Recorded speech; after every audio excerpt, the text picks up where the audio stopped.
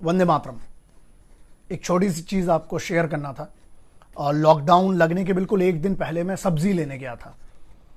तो आपको खुद के अपने काम करना है जो है, तो मैं सब्जी लेने गया था। तो वहाँ पर एक सब्जी वाला है, आते जाते दुआ सलाम होती रहती है। मैं बहुत सम्मान करता हूँ इन लोगों का जो मतलब जिनकी रोज़मर्रे की ज़िंदगी बहुत कठिन है ना। तो उसने मुझसे एक सवाल पूछा, गुप्ता जी हैं, मैं उसका उस दिन जवाब नहीं था, लेकिन गुप्ता जी आपके लिए वीडियो समझ लीजिए। जो सब्जी वाले भाई ने मुझसे पूछा था, उन्होंने एक बात पूछा था कि मास्टर जी बोलते हैं मेरे को, बोले मास्टर जी आप एक बात बताइए, आपकी आवाज़ सुनते हैं लोग। उसने एक सवाल किया कि क्या कोरोना गरीब आदमी के लिए बस है? क्या साहब सिर्फ हम लोगों को उठा के फेंक दिया जाएगा क्या? मेरे पास उस दिन उसका जवाब नहीं था। मैंने बहुत सोचा, बहुत भारी मन से ये वीडियो कर रहा हूँ। जनरली मैं इस माहौल में चाहता नहीं थी कि और चीज़ें विरोधी और ये और वो, क्योंकि देश के हालात हम सबको पता है, लेकिन मुझे ये बोलना पड़ेगा। फिर मैंने और सोचा, और जब रिसर्च की तो ये बात सच समझ में आई, क्योंकि उस दिन कोई जवाब नहीं था लेकिन आज ये जवाब है। ज़रा इस पर सोचिएगा कि आम आदमी पर चालान लग रहा है, तो ये रैलियों पर और ये जो भीड़ इकट्ठी होती है, चाहे किसी भी धर्म के नाम पर हो, चाहे किसी भी पार्टी के नाम पे हो, चाहे किसी भी रैली के नाम पे हो, इन भीड़ों पर चालान क्यों नहीं कट रहा है?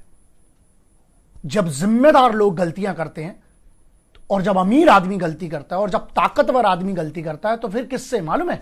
सिर्फ एक आशा लगाई जाती है, और वो लगाई जाती है संविधान से, कानून से।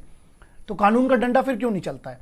नियम गरीब के लिए क्यों अलग है, अमीर के लिए क्यों अलग है? अगर कॉन्स्टिट्यूशन ऑफ इंडिया, अगर हमारे संविधान ने समानाधिकार दिया है, तो ये भेदभाव क्यों समझ में नहीं आता है? दूसरी चीज, जब हम किस पर भरोसा रखते हैं? आप किसी एक पर तो रखते होंगे, मैं भी किसी पर रखता हूं, लेकिन वो सुप्रीम पावर जो है, वो सुप्रीम पावर आपके कारण किसी और की जान जोखिम में डालने का मुझे तो नहीं लगता है कि किसी ने कहीं से भी अधिकार दिया है। तो सिर्फ ये सवाल है मैं रख रहा हूं, और मुझे ये लगता है कि चाहे वो रैलियां हो, चाहे किसी भी पार्टी की रैली हो, मैं इस बात का विरोध करता हूं कि नहीं, आप किसी आम आदमी की जान जोखिम में नहीं डाल सकते।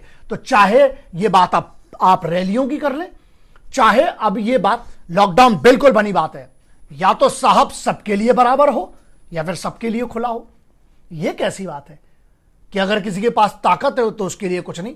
अब जो वो चाहे वो हम बात यहां, मुझे पता है मैं जो ये वीडियो कर रहा हूं ये बहुत खतरनाक है। क्यों? क्योंकि आजकल तो ये माहौल क्या हो गया है, मैं किसी धर्म के खिलाफ की बात नहीं कर रहा हूं, मैं सीधे, और जो बहुत बड़े ठेकेदार बैठे हैं, चाहे वो किसी भी धर्म के, चाहे हिंदू मुस्लिम सिख ईसाई, किसी भी धर्म के जो ठेकेदार अगर बैठे हैं, ये बात बस ध्यान रखिएगा साहब कि धर्म को पालन करने वाले ही लोग अगर मर जाएंगे तो धर्म चलेगा कैसे? जो लोग हमारे हाथ पैर पड़ते हैं, हमारे हाथ चूमते हैं, हम चाहे नमाजों की बात करें, चाहे आरतियों की बात करें, अगर लोग ही नहीं बचेंगे, अगर इस महामारी में लोग ही मर गए, तो क्या काम का रह जाएगा फिर? हमारा काम है कि धर्म से रास्ता दिखाना। धर्म का मतलब क्या होता है, या किसी भी मजहब का रास्ता क्या है? रास्ता दिखाता है वो, तो रास्ता दिखाएं। मैं हमेशा से कहते आया हूं, और फिर मुझे वो बात याद आई और फिर से कहता हूं कि ना गिरजाघर जानता है, ना गुरुद्वारा जानता है, ना मस्जिद जानता है, ना शिवाला जानता है। जो भूखा है बच्चा वो निवाला जानता है। लॉकडाउन की जरूरत है, मैं भी बैठा हूं, ऐसा नहीं है साहब, सब बैठे हुए हैं जो भी इस देश के संविधान का सम्मान करते हैं, कानून का सम्मान करते हैं, और जो चाहते हैं इस देश की बेहतरी हो, वो नियमों का पालन कर रहे हैं, वो लॉकडाउन में बंद है, बैठे हुए हैं। लेकिन क्या आप उनका अपमान नहीं करते हैं? जो वहां पर, मैंने एक फोटो देखी, गर्भवती डॉक्टर, एक गर्भवती महिला पुलिस की एक महिला, वो या वो लोग जो पुलिस के लोग हैं,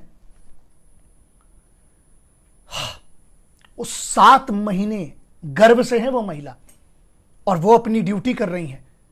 क्या ये अपमान नहीं है उन लोगों का जो दिन रात आम लोगों की सेवा में लगे हुए हैं?